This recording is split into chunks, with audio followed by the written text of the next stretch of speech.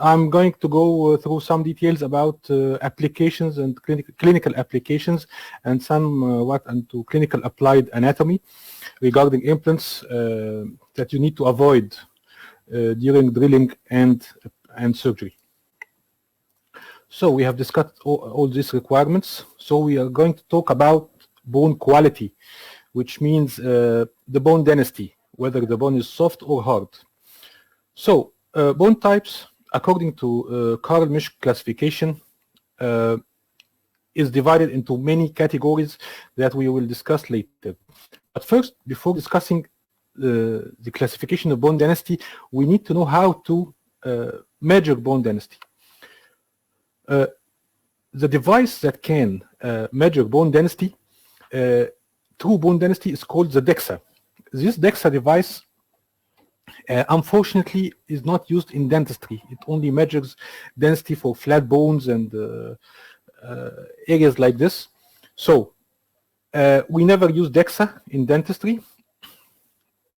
The other thing is CT scan, the medical CT. It measures a relative bone density with something called the Hounsfield unit. It's accurate to know the bone density, but unfortunately you can't have it in your dental clinic. It's very huge. It requires a lot of protection and shielding. So also it's the patient will have to take very huge doses of exposure compared to other modalities. Finally, we have the CBCT scan. The CBCT scan, unfortunately, it does not measure the bone density in Hounsfield units like the medical CT. But it can give a brief idea. For example, you cannot be sure what the bone type is, but you can know that the bone is soft or hard, but you can't confirm the bone type exactly. So to summarize, I have the DEXA, which is the best one. We don't use it in dentistry, and I have the medical CT. It's okay, it's fine, but unfortunately, it has a very huge radiation dose. And we have the CBCT. The dose of radiation is less, but unfortunately, again, it does not measure true bone density. It just only gives an idea. So how am I going to get the bone density?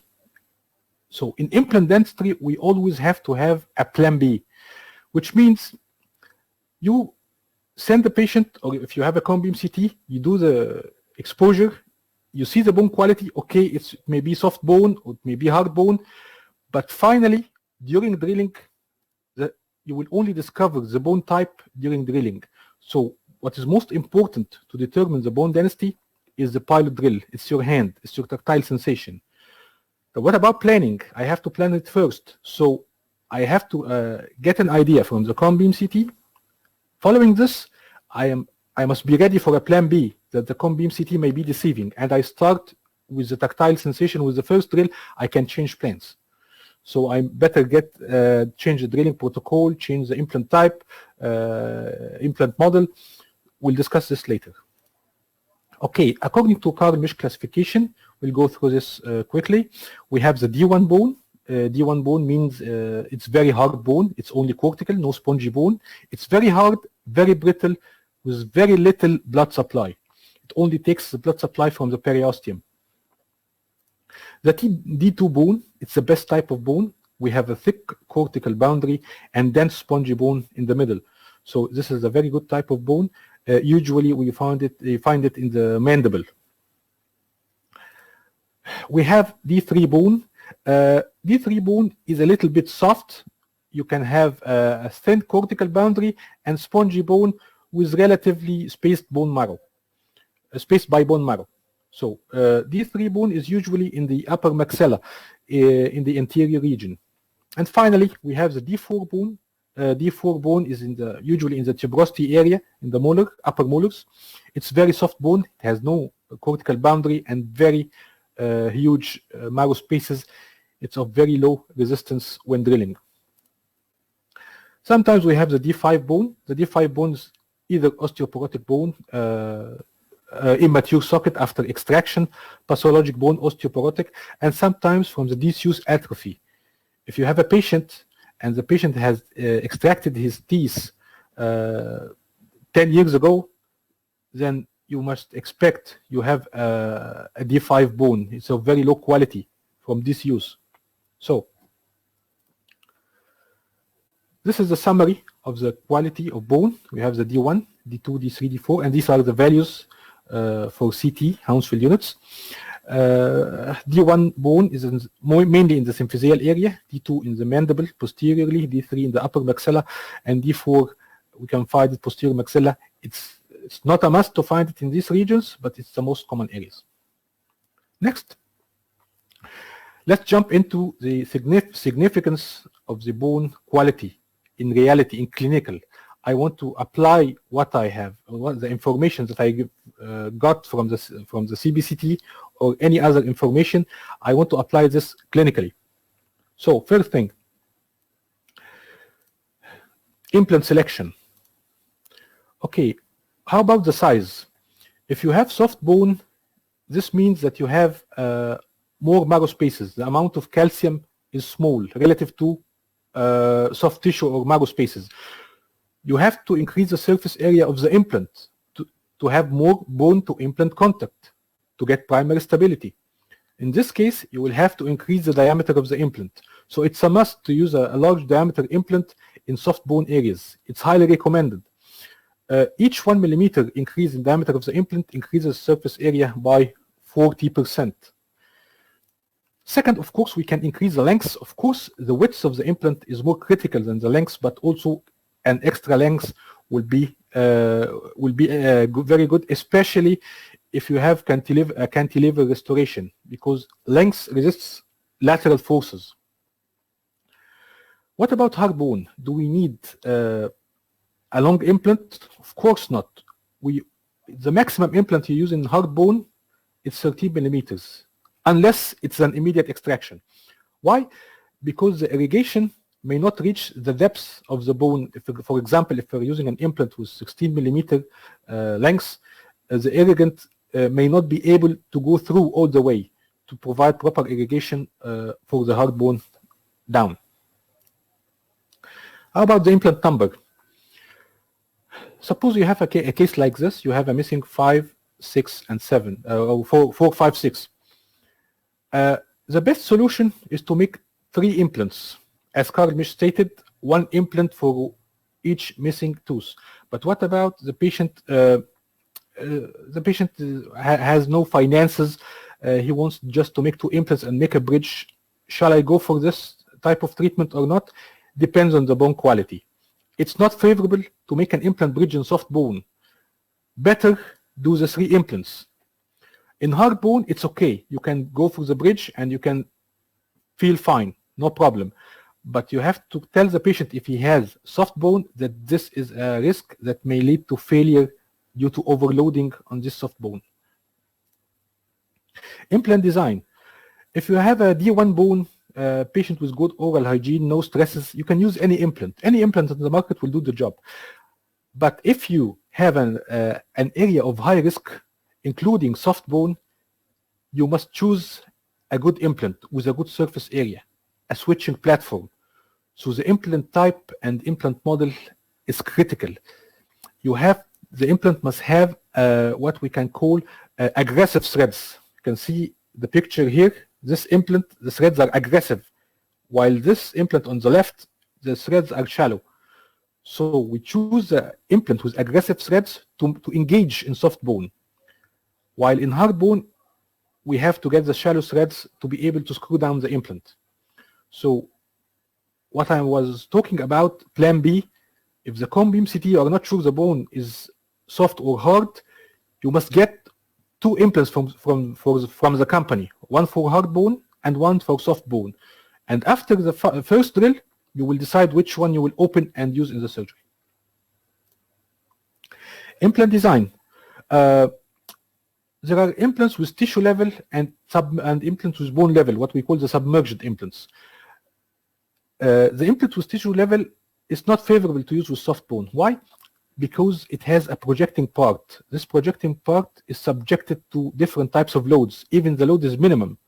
We don't want any load on soft bone because we want primary stability. The bone won't resist the tiniest force. So we use submerged implant, not a tissue level implant. Of course, you do not use short bone in low bone density areas. It's contraindicated, or not favorable at least. What about the implant surgery and drilling and implant insertion? First of all, flap design. D1 bone has no marrow spaces, almost. So the only source of nutrition for this bone is the periosteum. So it's not recommended to open a wide flap in D1 bone. The bone will keep resorbing until the periosteum heals after suturing and healing. While in soft bone, there is an alternative. The marrow spaces can provide nutrition for the bone.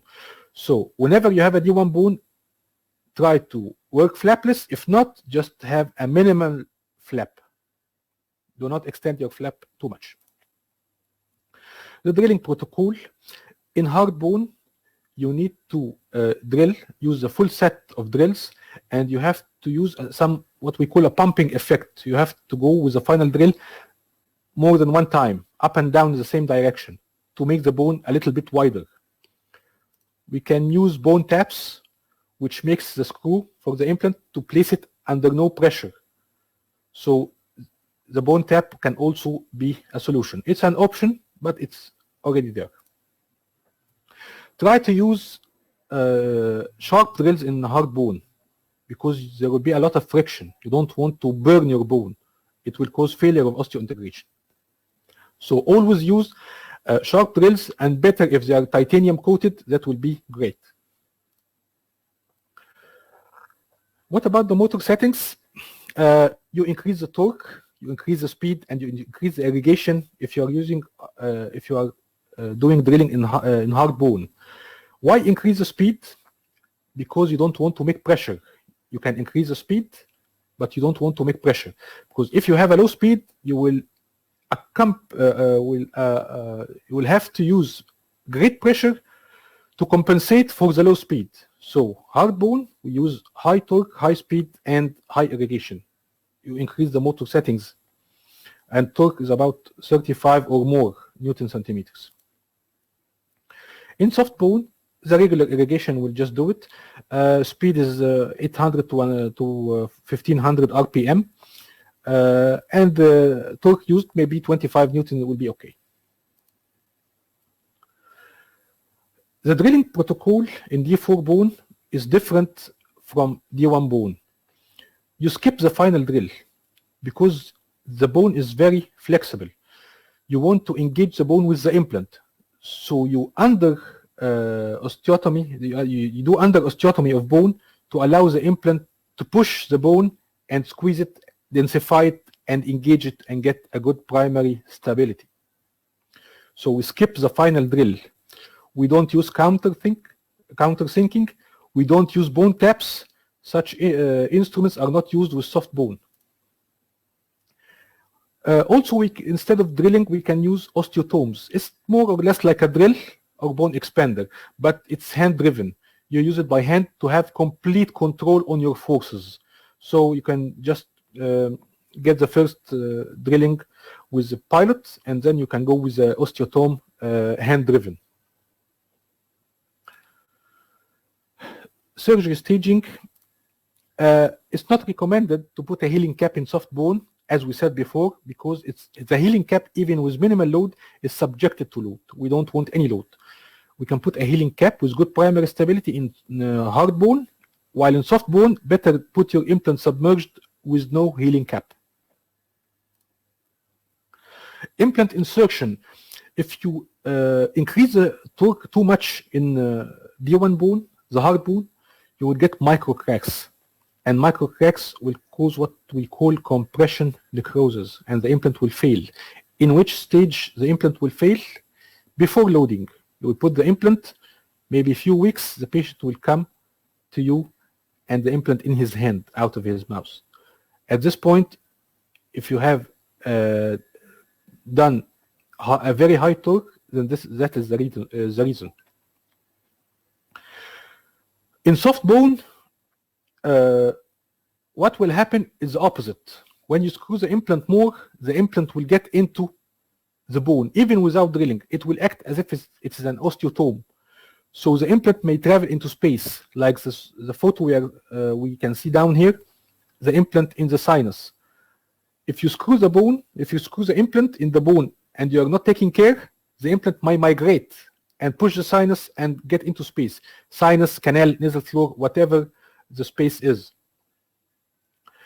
How about moderate bone? What if the implant is, what if the bone is moderate? It's not hard, it's not very soft. You will get what we call a spinning implant. The implant keeps spinning and not going into place. You will have to put another larger implant to compensate for the over osteotomy that we did. Osseointegration period. For the osseointegration period, D1 bone takes shorter time than D4. The harder the bone, the lesser is the osseointegration time. Why that? Because in D1 bone, you will have more bone to implant contact, and this gives more primary stability. And so the implant will be more stable until osseointegration happens. Although the process of osseointegration and healing is faster in soft bone because of the marrow spaces, but still it's lacking the bone to implant contact. So some dentists like to take a rule. In the mandible, it's 3 to 4 months osseointegration period. In the maxilla, it's 5 to 6 months. I disagree with this. This classification is based on that the maxilla is D3 or D4 and the mandible is D2 or D1. But this is not the case in every case. So we have to know the bone type and give it the osseointegration time. Implant loading and prosthetic considerations in relation to bone density.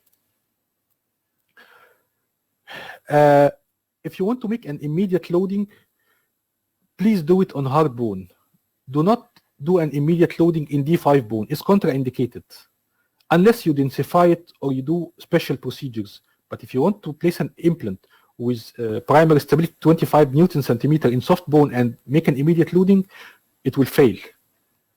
So if you're going to make immediate loading, be sure that the bone is hard bone.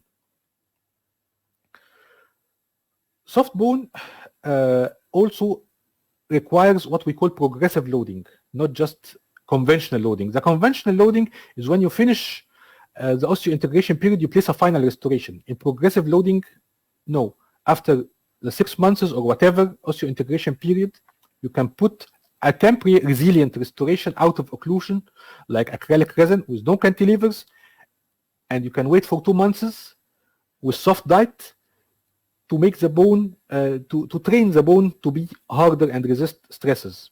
And then you can finally put your final restoration. So in soft bone, we prefer, it's not a must, but we prefer not to do conventional loading. We do progressive loading. Okay, we talked about the implant bridge or putting 3 implants. In soft bone, we try to do splinting, narrow occlusal table. If we can make the occlusion, we don't want any heavy occlusion or high spots, because this can cause the implant to fail, especially in soft bone, because it's a very high risk. Of course, cantilevers are not preferable in soft bone. We don't want to put cantilever in soft bone. It will be very risky. At least do progressive loading, but not to put the cantilever after the period of osseointegration immediately. This is very dangerous. So we are going to talk about the bone quantity or bone anatomy, vital structures. First structure is the inferior alveolar canal.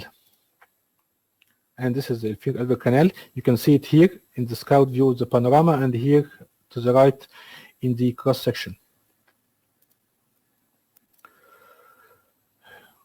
What is the complication of injuring an inferior alveolar canal? You will get a permanent numbness of the lip on the side of the injured canal. I mean it's not reversible. The patient will continue to have numbness for the rest of his life, as if you have given him an inferior alveolar nerve block for life. So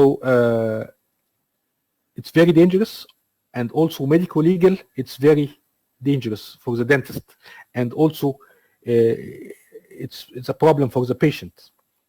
So it's easy to avoid this complication by just taking a 2 mm safety margin.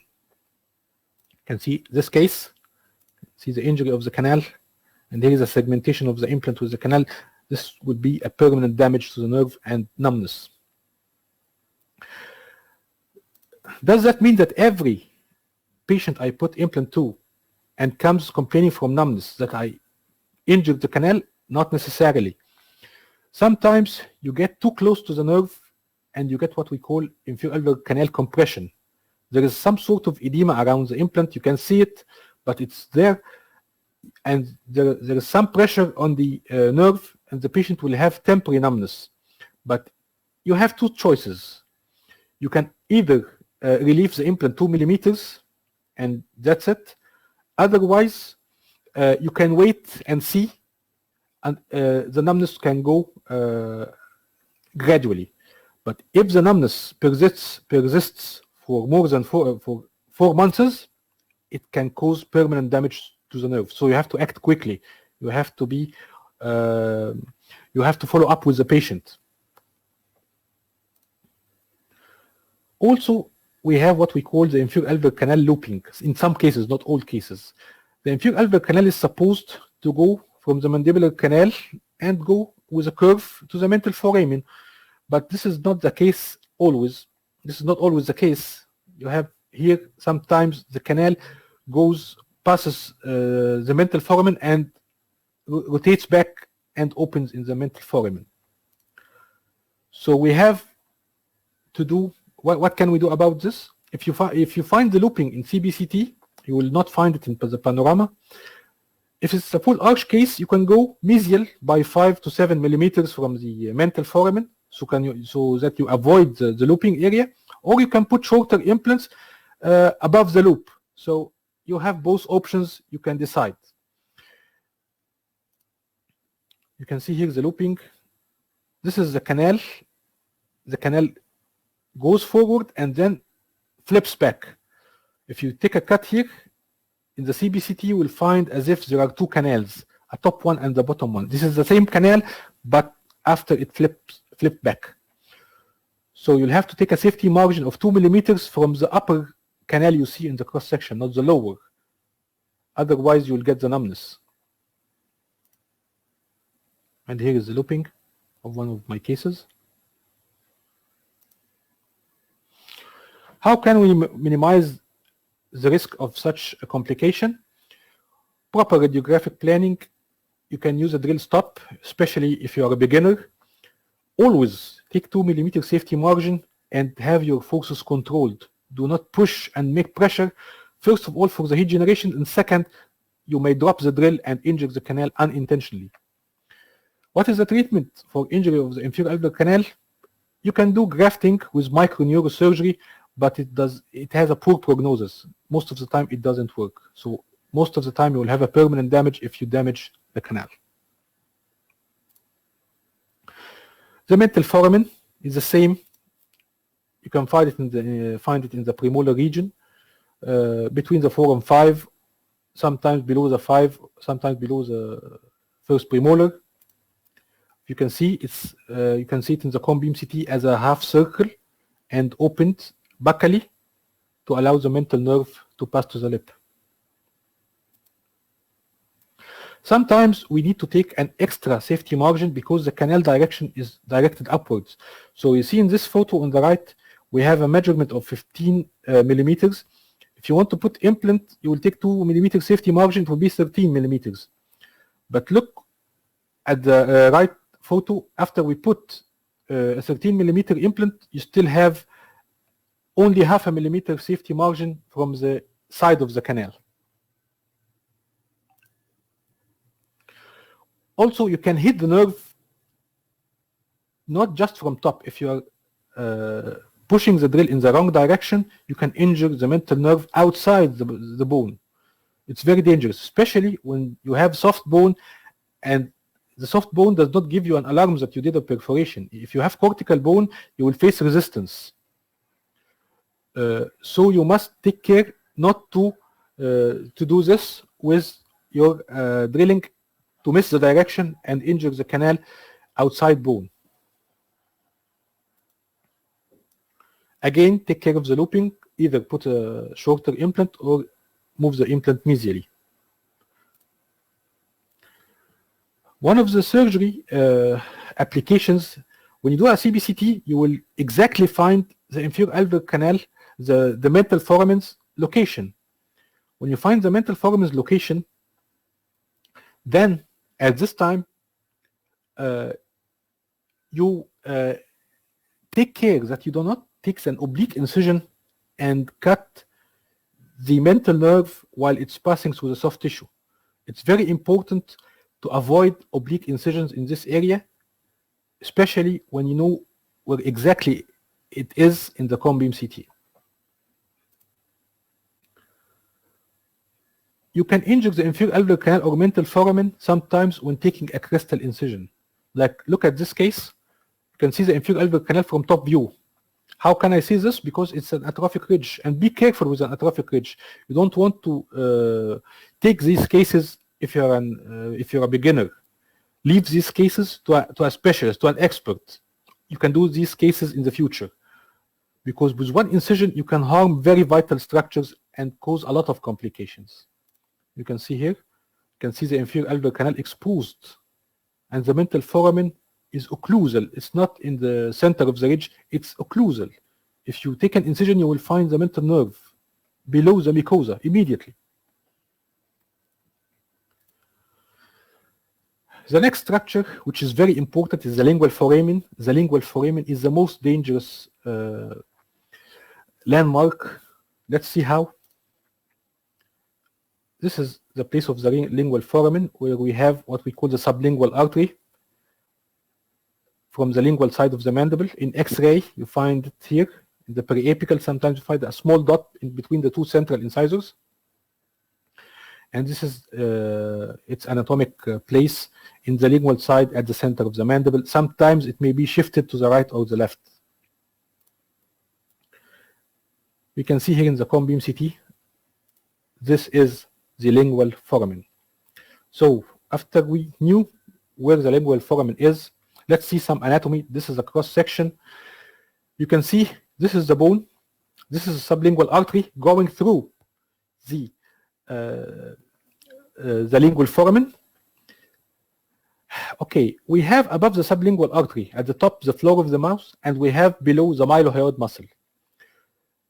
If I have an injury to the lingual foramen here, or in between the mylohyoid muscle and the floor of the mouth, you will get a hematoma. The blood from the hematoma will accumulate in this area. It will increase in volume and will have to push either the muscle below or the floor of the mouth above. Of course, the muscle is hard to push, then it will push the floor of the mouth above. So what will happen is the blood will be trapped, pushing the floor of the mouth, and consequently pushing the tongue backwards, and the patient may swallow his tongue like we see here. The suffocation can happen, and death on the dental chair may occur just in half an hour.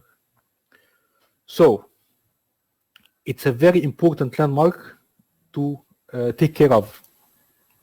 And here is the literature about some cases, and let's discuss something.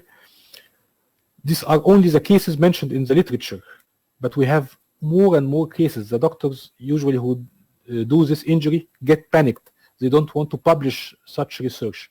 So these researches are small in number, but that does not reflect reality, that these cases happen a lot. It's high risk, of course, in atrophic ridges if you decide to place a 16 millimeter implant in the anterior region, of course, you have a high probability of injuring the lingual foramen. Also, if you increase the implant diameter, and if you do place the implant in faulty direction, or if you use strong forces in this area, and the drill drops from you. How to minimize the risk of complications? You have to make a CBCT for the symphysial area. It's a must. You must do a CBCT for this area because the lingual foramen is not visible in the panorama. Secure the bone using fingers to feel the vibration of the drill, so that if you're going in a faulty direction, you can predict it. Always check on the patient the night of surgery. Make sure, because sometimes the oozing is small, the amount of bleeding is small, and the signs appear after 6 hours. So you have to check always on the patient, and keep your cell phone on that the patient can reach you or reach your assistant. Don't incise the hematoma. Don't try to take an incision in the floor of the mouth, because this area is rich in blood supply. What will happen is that you will increase the bleeding. Although suffocation will not happen, but you will increase the bleeding because you have an anastomosis with the inferior alveolar artery and the submental artery. All these arteries will cause severe hemorrhage. One solution is to use computer-guided surgery for safe drilling, depth, and direction too. Avoid over-drilling or use a drill with stopper. Take safety margin. Avoid long implants in the anterior region, and avoid implants in the midline. Some prosthodontists like to put an implant in the midline to stabilize dentures. I don't recommend this. You can put 2 implants or implant on the side. Don't put an implant in the midline. Okay, now the complication has happened. What can I do? First, you have to call the ambulance. You apply finger pressure. You put some hemostatic agents, and sometimes do life-saving procedures by doing endotracheal intubation or tracheostomy. So you have to take a first aid course to know how to do this. Until the ambulance arrived and a specialist or maxillofacial surgeon can deal with the situation. What is the final treatment for this complication? You have to ligate the carotid arteries. Yes, the carotid. You have to ligate the carotid artery. So it has to be done in a hospital, and it's very dangerous. So please take care about this landmark in specific, the lingual foramen. Don't forget the name. We have the submandibular fossa. It's the area below the molar region for the submandibular gland. The problem with this area is that you have the facial artery. So if you penetrate the lingual cortex of the lower 6, for example, or lower molar area with a drill, you may hit the facial artery and severe bleeding will happen. Also, it's a life-threatening situation. But the good news is, before you penetrate the bone, you will get an alarm from the cortical bone.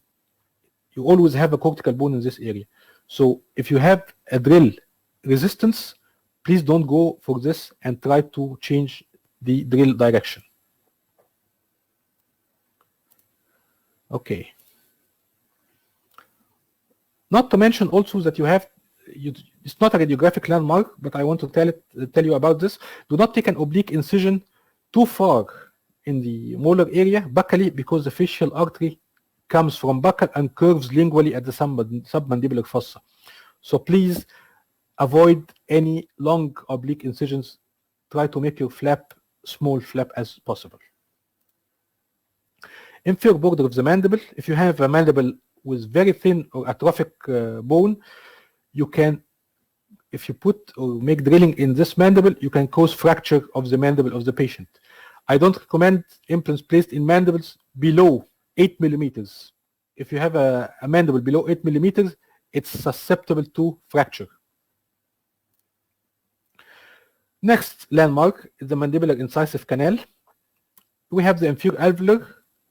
It branches into 2 nerves, the mental, we talked about the mental, and it continues to the anterior region to give blood supply to the periosteum and pulp and investing structures. It passes through a smaller canal called the mandibular incisive canal. Sometimes we see the shadow in the periapical here. You can see sometimes obvious, sometimes not. Even in the CBCT, you may not see it very well. Okay, let's see. For those two cuts, we have the inferior alveolar canal. For the next cut, we have the mental foramen. For the next three cuts, you will find still there is a canal here. What is this canal? What is this canal? This canal is the mandibular incisive canal. What happens if I injure this canal? I may cause altered vitality of the anterior teeth to the area I injured. So it's critical, especially if you have, it's not very critical in full arch cases. Still, it has blood vessels, but it's more critical if you have dentition in the anterior area. You may destroy the vitality of teeth.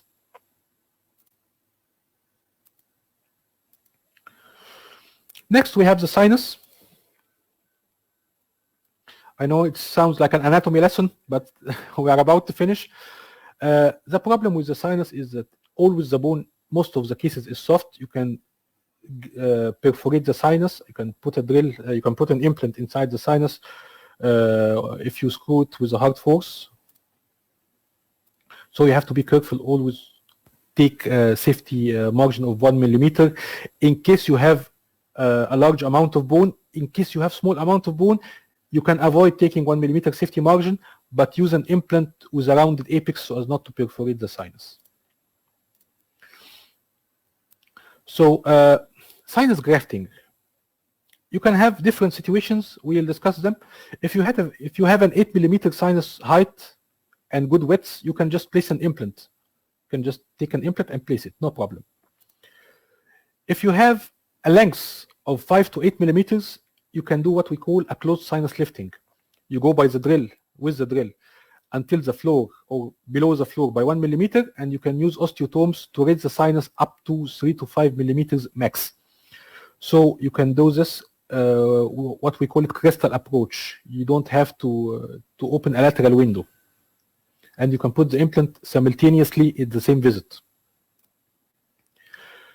Below 5 millimeters, you will have to do an open sinus lift. The lateral window approach. You mean you have to open a flap, raise a flap. You have to take an osteotomy from the side and move the Schneiderian membrane upwards, put graft, and wait 6 months. And in the second stage, you can place your implants. This is what we call a lateral window or open sinus lifting. A case like this one, you don't have widths, you don't have lengths. It takes about 1.5 years. You have to put to raise the lengths by putting a lateral window. You have to put bone blocks, and finally, in the last stage, you can put the implants.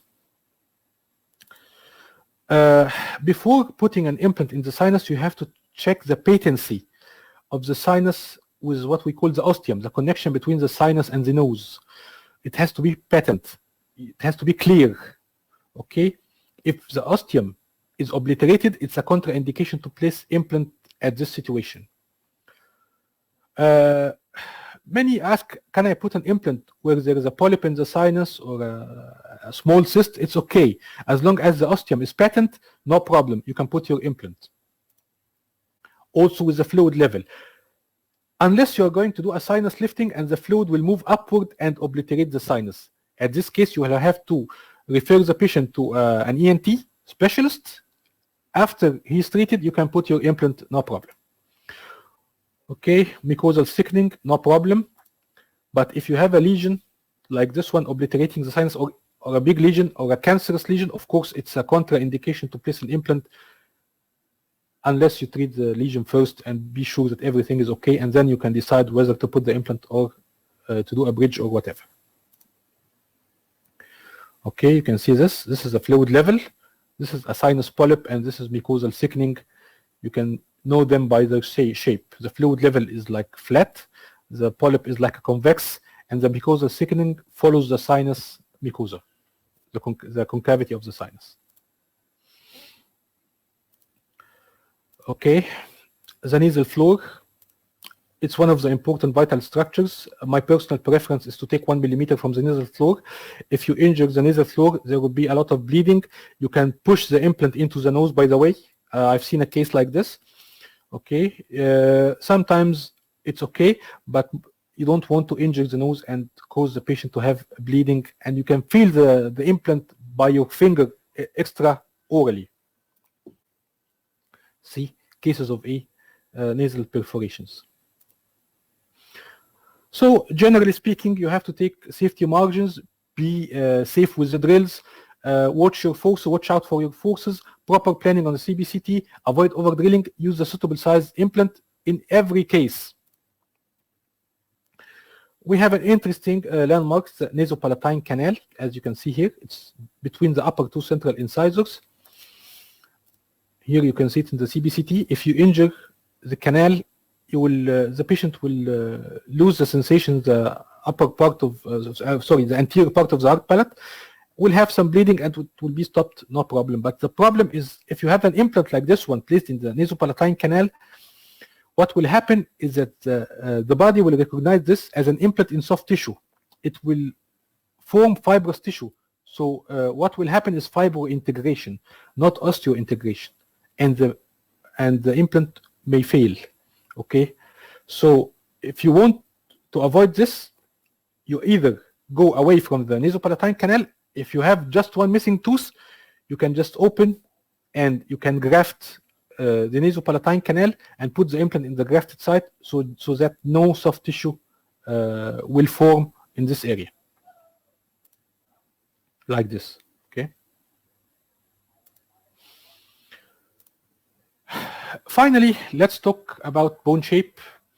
If you see this panoramic or reformatted panoramic view, and this is a length of 14.5 millimeters, which is excellent to place an implant. You can put an implant of 12 millimeters, maybe 13, it's okay. But when you see the cross section, you will find that this case can be treated with more than 8 different procedures. You can have a ridge like this one. You can just place the implant, open a flap and raise a flap and place the implant. You can have a ridge that is very wide like this, and this ridge you can work flapless. No need to open a flap. Even if you have a mistake or error, it still will be in the bone. It's a huge ridge. This ridge will need bone augmentation. You will have to open and place a bone block and then wait and then place implant afterwards, after 6 months or whatever. See, this is an implant in the submandibular area. This is the bone in the submandibular area. Although it may, the whole length is okay, but you can see there is a huge undercut. You will only be able to use this part. So you'll have to place a short implant or relatively short implant in this area because of this huge undercut. For this ridge, you can do what we call alveoplasty. You can do plateauing. You can remove bone, flatten the bone, and go deeper inside to get a more effective, to get the effective bone height suitable with a width. If you would go down for a few millimeters, 2 millimeters, you can get, I think, not less than 6 millimeters bone height. Simple without any grafting. You can see this. You can do ridge splitting also is an option. So you have different options according to each case. So implant is not just a screw that you place. It has a lot of brain thinking. You have to think what you are doing and take care, and it requires a lot of knowledge before you are able to place even a single implant. And thank you very much.